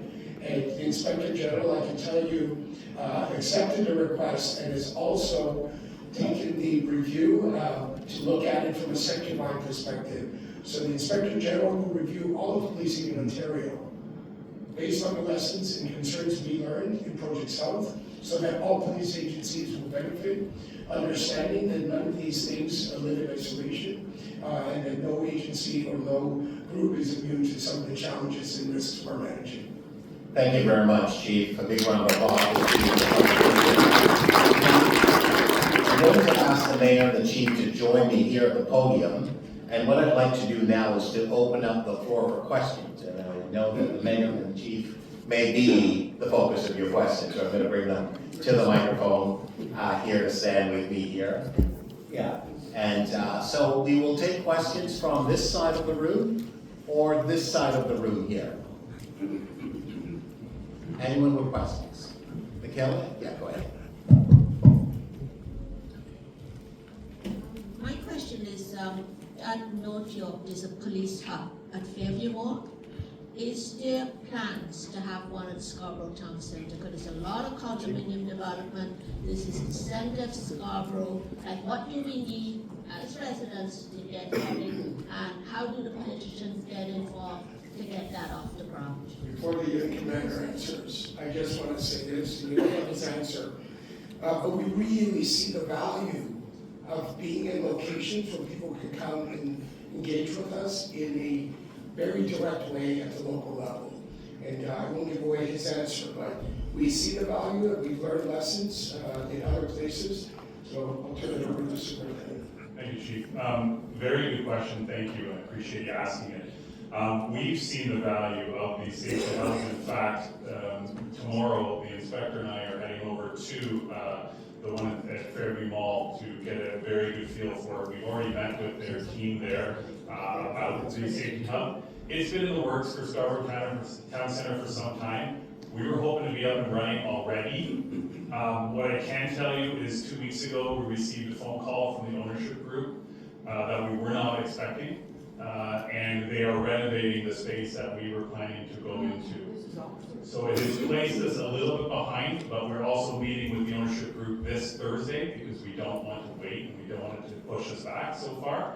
So what I'm saying is, you have our commitment. We want to be there. We need to be there. And we'll do this as soon as we can, even with these obstacles that are placed. We will get it done. We will be in there. I helped open both of those, where we Fairview, the two North York safety hub. It is very useful, and talking to the mall merchants, they found it assuring, and having not a big space, but just their presence there really helped. So we'll support our unit commander And we'll talk to the owner because it's Oxford. Oxford happens to be owned by Owners, which is a public pension fund. So we'll encourage Owner to, or Oxford to get on with it and do the space as soon as possible. But thank you for the question. All right, any more questions? We have a question here to the left. Sir, go ahead, please. I'm a resident of Agincourt, and I must say, thank you very much. I feel very safe in Agincourt as a whole, except for Kennedy Road. Kennedy Road is a racetrack, and it is just a matter of time before we have some calamity that we'll all regret. I cannot sleep at night because of hearing the cars roar up and down Kennedy Road and motorcycles. And in the summertime, it gets worse. We all know we open our windows and our doors and we hear motorcycles and cars. I don't understand why the police do not go after the loud exhaust pipes on motorcycles and cars. It's an insult to our intelligence as to why we don't. But as a resident, I live adjacent to Kennedy Road. I walk on Kennedy Road regularly. And I'm not saying somebody that's 10 or 20 kilometers over the speed limit. I'm talking they're doing 80, 90, and 100 kilometers an hour in a matter of an hour following Kennedy Road. You'll find that out. So I would like to very much see that given a speed camera, but they're gone. So I would like instead to see that the radar traps get set up. So enough said. Thank you, sir. The mayor was just saying to me, wish we had speed cameras and so on. And it's, you know, Kennedy Road, similar, really, but we're actually dealing, I have to say, the police have actually been able to be responsible, but as you know, they can't be everywhere at all times and so on. Speed traps work. Yes. They just aren't being put there frequently enough, and it's a very, very bad situation. Okay, thank you, sir. Thank you very much for your comments, sir. Absolutely, traffic safety and concern is at the top of our list. We have different mechanisms to make, for any of the community members here, if you have a speed safety or a traffic concern on a particular street, we can contact us through our email addresses that we provided, also through our neighborhood community officer program and staff search that I have here, which you can connect with them after. But that also said, there's a portal where you can put community complaints, traffic complaints, and what I'm going to do after this meeting is connect with our Vision Zero enforcement team and bring in our traffic services as well to supplement our traffic officers for this concern. Can I ask a question? You know those signs that said you're going 100, this is a 30, you know, you're way over, those speed watch. Is that helpful? Do you find them helpful? Yeah. Or people know that they are way over and they're doing it anyway, right? They don't know what to expect, so they see them, so they do tend. Say that again? They don't exactly. Can you use a mic? Really? Just give him the microphone, yeah. Take the mic, sir. I don't think they know exactly what to expect when they're approaching it to begin with. I mean, sometimes you'll see police there and sometimes you won't. I mean, it's rare that you do, but you do see them there periodically. I drive for a living around Toronto constantly, and I'm seeing various different ideas like you're talking about, including, you know, school right down the road and things like that, which I wish was on our street, but it's not. Michael and I have talked about this 4 years ago. But anyway, I'll bring that up in a few moments after it's my turn. But yes, I think that they work. I think they just installed them on Trudell, which surprised the crap right out of me because I've asked for it for They're 4 coming. years. They're coming. Speed watch, okay. Since we don't have speed cameras with a speed watch. You have a question, sir? We'll talk about We'll get the microphone to you, sir. Just wait a moment. Just wait a moment. We have an answer here. Finish. Let Yeah. the unit commander finish answering. Go ahead. I would actually like to add one more thing. So what we do is we deploy, and I'm not to bore this last thing, but we do deploy our traffic resources for the analytics for where our intersections and our neighborhoods where we're experiencing the most motor vehicle collisions. And Kennedy Road is not, it's showing in 3 areas, near Kennedy and Finch, and Kennedy and Shepherd, for that enforcement. And we have targeted enforcement there on days and nights. It's possible that you haven't seen it, but we do have the enforcement there. And much like any of our divisions here, we all look at the analytics in our top 4 for Vision Zero, and we deploy our officers where they're needed. Sir, may I ask you, where on Kennedy do you live in terms of intersection? Just south of Honeycomb. Gotcha, fair enough. And So that's Nick Mantis' area. That's where cars So we'll get back to that, sir. Thank you. Just give me a second. Well, Dave, you had a gentleman, or Dave, we'll get to you second, and we'll come back to you, Mikhail, in a sec. Go ahead, please, Walden. Go ahead, sir. Hello, my name is Civic Kalaswadi. I help organize one of the street festival in Scarborough, in Markham Road. Usually, we get a great support from the 42 division as well. Also, the councillors in the past. Last year, there's an increasing cost. Is creating difficulty to run events very smoothly. I know some of these street festivals doesn't cost that much. It's something Mayor, maybe you could look into that to reduce the cost so we could run a successful event. Recently there's a lot of research showing that the kids are staying in home, creating a lot of mental health, a lot of other challenges. I know when we were at home, I think when we were kids, I think I spent more time outside compared to like my kids. I have a 6 and 3-year-old. I think that's, we need the way to get them outside. So even, before we could go and play in the streets, now you're physically protecting the kids, but at the same time, mentally they're staying inside the home. So I'm hoping, we can work with the police officers and other members to have more, kids come out and play outside more.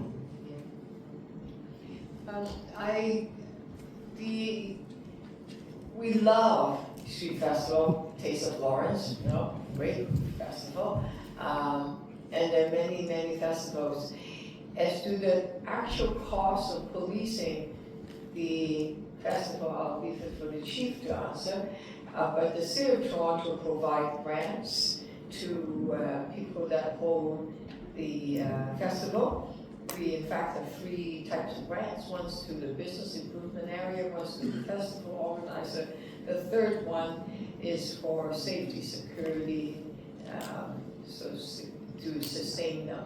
So there are 3 types of grants, and welcome to apply for them. Chief, you want to talk about this? I think, we do everything we can to try to bring down those costs. I encourage you to work with the local division. The footprint of where it is, how we can secure that environment are all things that we work closely with you to bring down the need for police to be involved, and maybe private security and signage in lieu of where appropriate.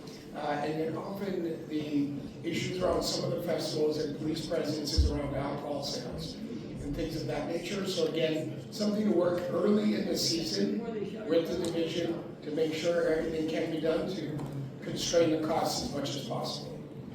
Thank you. Thanks very much, Chief. Michaela, you've been waiting with that gentleman there for a while. Go ahead, sir. Thanks very much for this opportunity. It's a question for Chief Demkiw. There was an article recently that there's going to be a pilot initiative for AI 911 dispatch service. Could you tell a little bit more about that, as well as kind of like what's the monitoring for that program, as well as when it would be coming forward? So we already have implemented that elements of that. And what it is an AI tool that when you call in, it identifies that there's an AI product, and that it helps to move you through the queue very, very quickly without tying up one of our dispatch call takers.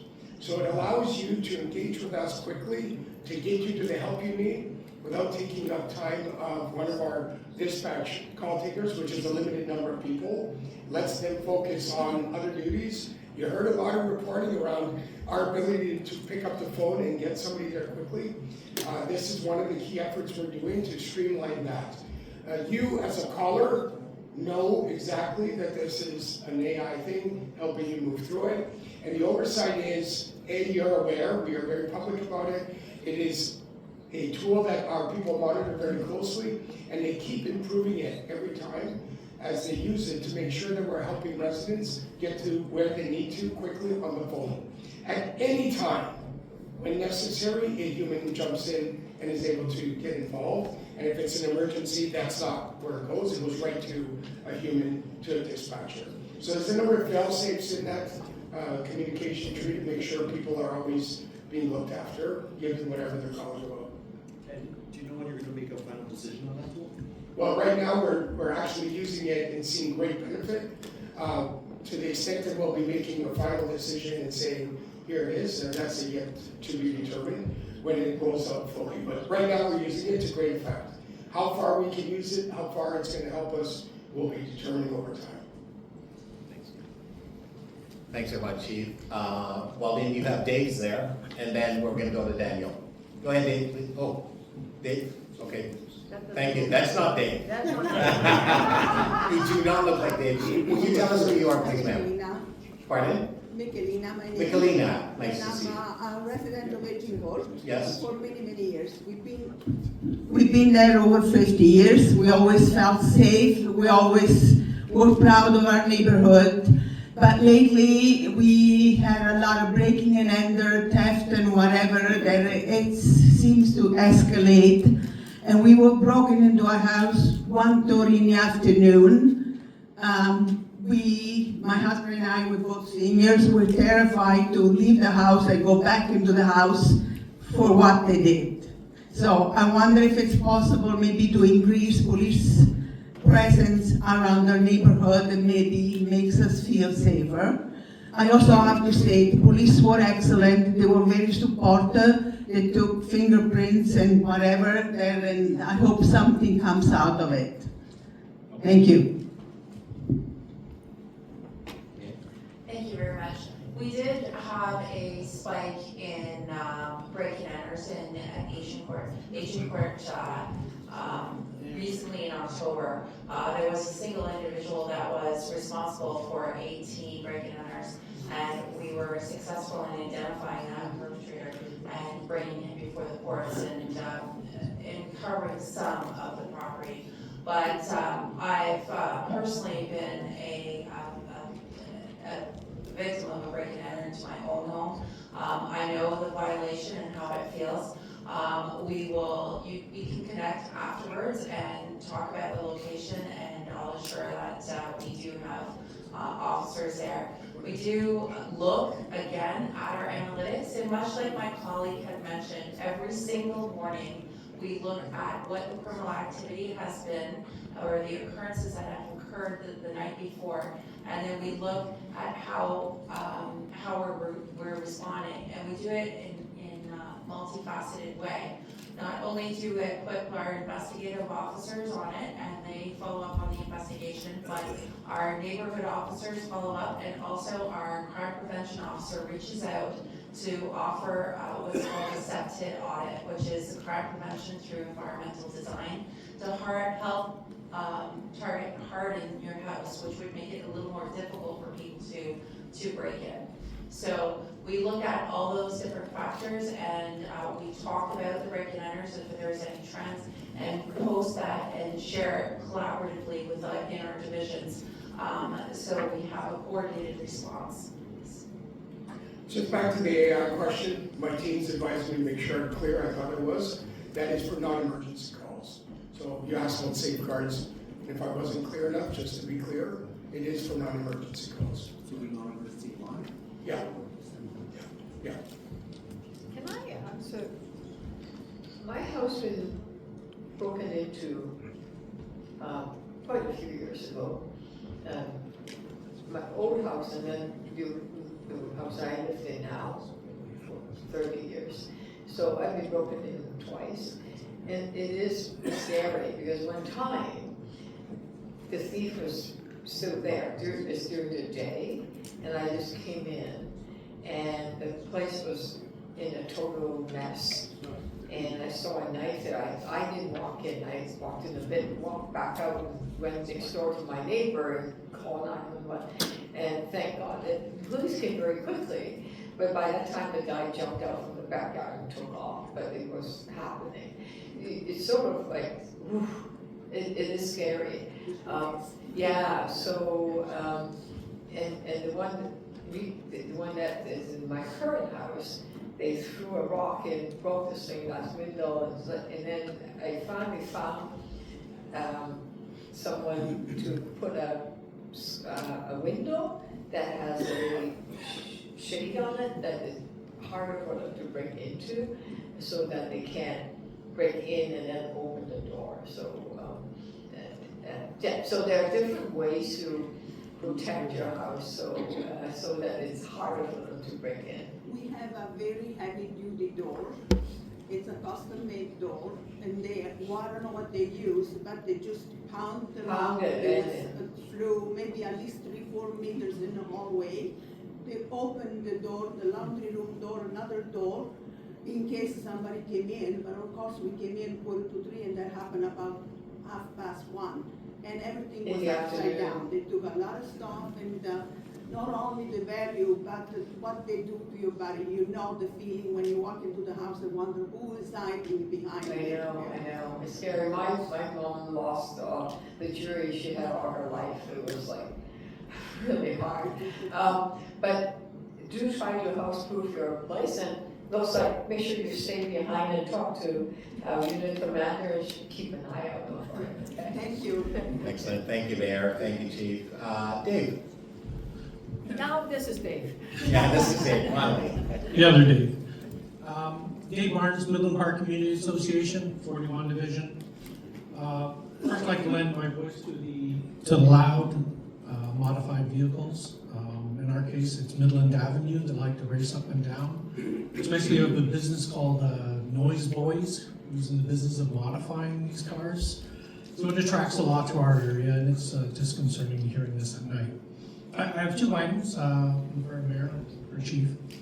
And York Region has a program called Register Your Camera. Because a large portion of the residents have cameras now. And after an event, over a course of several days, the police come by and start surveying, and that takes days for them to do. York has a program 20 years ago where a resident could just register and say, yeah, I got a camera, something happens on my street, here's my contact info. It saves a lot of time. I tried to do a pilot with 41 10 years ago and didn't go anywhere. I see 31 Division list the services. How soon can we roll this out to the rest of the city? And secondly, for our mayor, these unlicensed group homes do attract individuals to our neighborhood who have disregard for public decency and public safety. And we'd like to see better enforcement of this to keep these people out of our neighborhoods who disregard our safety and decency. Can I just ask? Can I just ask the question? If they're not licensed, they cannot be legal. So you talk about group homes or rooming houses, you have to license them. If you don't license them, they're illegal. Oh, you know what? Call 311, call in the complaint, get the address. Our bylaw enforcement officer will go in and check. Or call the councillor, and then we can then shut them down if they're not licensed. This is an illegal rooming house that was advertised as 8 bedrooms. Oh, it's a rooming house? Oh, sorry, rooming house. Okay, not a group home, that's totally different. No, sorry. Well, if it's illegal, Yes. call the councillor and 311 will get bylaw enforcement. We've gone officer. through your enforcement, and they showed up and said, we have no proof. You ask our fantastic parking authority, they've given out 30 tickets in the last 6 weeks to people who don't exist. Yeah, so Dave, thank you very much for that. As you know, that's been brought to our attention, and our team has actually gone there. In fact, we don't have any evidence at this time, but it's an ongoing process, right? So we have to actually have evidence in order to deal with it, and as you know, we don't have right of entry into the home. There has actually been efforts, and you and Midland Park and so on have been doing that, but it's a working process. In Scarborough, you're allowed 6, elsewhere you're allowed 12. And at the same time, the 6 that you're allowed has to be registered, right? It can't just be, which would be the legal aspect and so on. So we don't have the validations yet, but it's a work in progress. So I'm going to take the last. Sure. My camera might be So this, scaling something in the city of Toronto is very different than York Region. And any technology evolution What we are working towards is a real-time operations center that's going to allow us to bring in video in many different platforms and formats. So that is something we're actually building as part of our FIFA preparedness that will then post-FIFA transition into a real-time operations center for us as a city. That's going to allow us to then evolve how we take in video on a mass scale, given us 3.2 million people, many commercial feeds, residential feeds, on a scope and scale that dwarfs York region. So we are trying to find that we will be building the capacity over time. In the next few months, we'll be up for FIFA, and then post-FIFA, there'll be a continued rollout of that particular capacity. Thank you very much, Chief. The gentleman's been waiting for a while, sir. We'll do the gentleman first, and the last two, Daniel and the gentleman, and we're done. Hi. Thank you. I got a very important announcement to make. Remember the Parkside Drive cameras that were cut down? And how many times they were cut down? Did they ever find the young guy who did all that nice work? And is there investigations still going on with that? And was it a cash grab with all these cameras going on around the city that millions of dollars are given to the government, or was it 50-50? The government needed money and they overdid themselves, and are any cameras still alive, working today? No cameras are working today, other than red light cameras. There are no speed cameras working today. There are traffic cameras, red light cameras, other cameras has been referenced. And then as far as Parkside, coming to Scarborough, I'll be honest with you, I didn't get an update on Parkside because I'm in Scarborough, so I have to get back to you on that. I didn't see the status of that investigation. Let me talk about dollars. Okay, let me tell you, the money we got from the speed camera, you know where it went? Where? Your crossing guard. There's 135 million going to your crossing guard. Who do you think paid for the crossing guard? It's those people that violate the law. Okay? And 8 or 9 police officers, when they're out there catching people that speed illegally, maybe in Kennedy, Mount Pleasant, any number, they too are paid by these dollars. The rest of the dollar, where does it go? It goes to the provincial government to fund the victim services department when a victim got, because they were robbed or something tragic happened to them, they need counseling. That's where the money goes. It is silly to say that it is a cash grab. It's hell, but it is to serve our kids. We love our crossing guards, and that's what paid for them. Now, instead of that, we have to find money to pay for the crossing guard. Why wouldn't that Sir, that's it, fine. Daniel, the last question, thank you. Sorry, the last question with Daniel, you can speak out, or we'll do it. Daniel, last question. I'll try to be quick. So the 2023 analysis by U of T found that increase in police funding per capita was not associated with a decrease in crime rate. How do we know that we are getting a good value for our tax dollars? How are our programs evaluated for success? We heard a lot about, for example, the NCO program, and also what happens to a program if it doesn't meet those success metrics. Sorry, what was the program? Just the NCO program as one example of many. So at the beginning of your question, got garbled there. Crime rates aren't down because we talked about them being down. Sorry. I'll say that first, but again. A 2023 analysis by U of T found that increases in police funding per capita was not associated with a decrease in crime rate. Oh, okay. So then how are we sure that we're getting good value for our money? Yeah, I think there's a number of ways to consider value for money when it comes to policing. First of all, crime rates, as we talked about, are actually down. And we know that our police presence and officer presence makes a difference in not only the crime rates, but how people feel. We also take a look at response times, for example. At the height of the 2023 budget discussions, we were at over 20 minutes to get to priority 1 calls. We're now down at 14 and under minutes to get to priority 1 calls on average. So what that means is, in real terms, when there's an emergency where life is at risk, we are able to get there quicker, faster than we did before, because we have capacity, which not only allows us to gather evidence, secure evidence, and apprehend offenders, but also helps us restore a sense of safety and security. And I think, as we started this meeting, it's important to reflect on. Data is one set of metrics. We can look at different metrics, but we also have to be responsive to, do people actually feel safe? So while crime rates are actually down dramatically since the investment in policing, and since the investment in a multi-year hiring plan, we also know that there's work to be done further in how we engage with the community because of the sense of safety and security. I just wanted to ask, in the I'm draft- just Sorry, don't going to, interrupt the meeting, please. I'm so Thank sorry, you. it's, I have to, can't say anything it's past 9. I just want to say one small thing, that the 911, not just to respond is much faster, but the wait times. It used to be, like, it's scary when you call 911, you put on hold.